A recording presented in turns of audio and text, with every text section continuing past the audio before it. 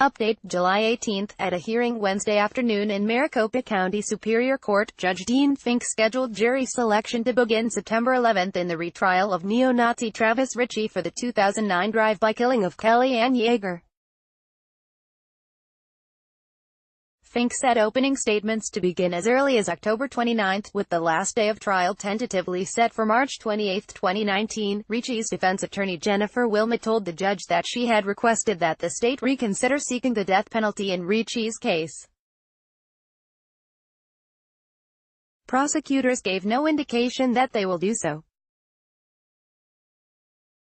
The next hearing in the case is set for Friday, September 7. Justice for the 2009 murder of Kellyanne Yeager was further delayed after a fumble by Deputy Maricopa County Attorney Ryan Green handed her accused killer, neo-Nazi Travis Ricci, a mistrial on Wednesday, July 11. Green was in the middle of questioning one of Ricci's former fellow skinheads, ex-con William Sherrill, during day 24 of Ricci's trial, when Green asked how Sherrill and Ricci ended up rooming together.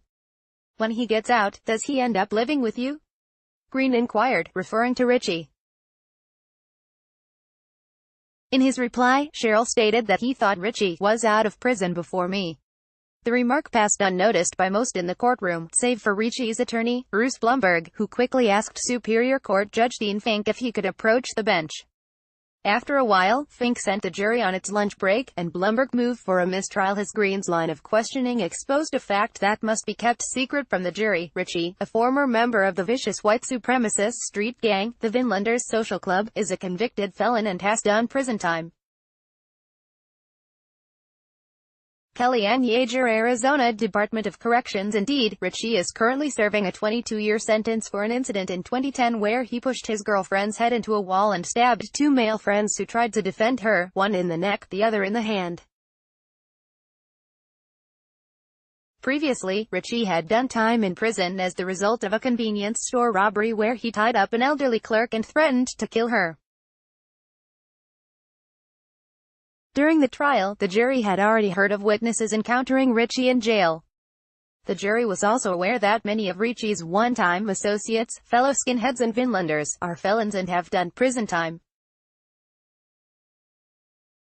And the jury knew that Ricci's accomplice in the killing of Yeager, Aaron Levi Schmidt, pleaded guilty to second-degree murder for being the driver in the October 2009 drive-by shooting in Phoenix's Sunny Slope neighborhood that targeted Yeager, a white woman, and her African-American boyfriend, Gaffe Wellmaker.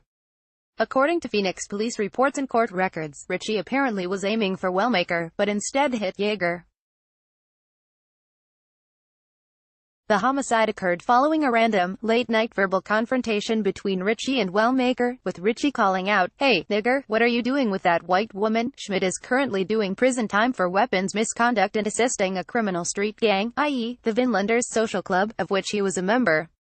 While handcuffed and dressed in prison orange, Schmidt testified that Ricci fired a short-handled 12-gauge shotgun at the interracial couple, killing Yeager. In other words, it would come as no surprise to the jury that Ricci had a prison record.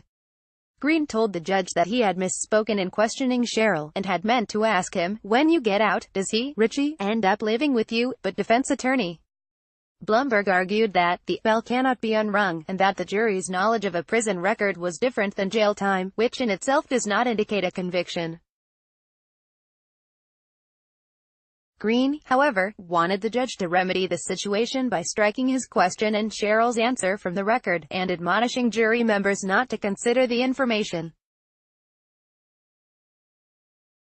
After deliberating for more than 90 minutes, Fink ruled in favor of a mistrial. He said the mention of Ricci's prison record was prejudicial, and he quoted from court precedent, comparing knowledge of past crimes to a drop of ink and a glass of milk. Once introduced, the ink cannot be removed. Fink said he took Green at his word that the prosecutor's mistake was an honest one. Nevertheless, he did not feel comfortable going forward, particularly since the county attorney's office was seeking the death penalty for Ricci. The jury was called in and dismissed. Fink then scheduled a hearing for Wednesday, July 18, to discuss the possibility of a retrial.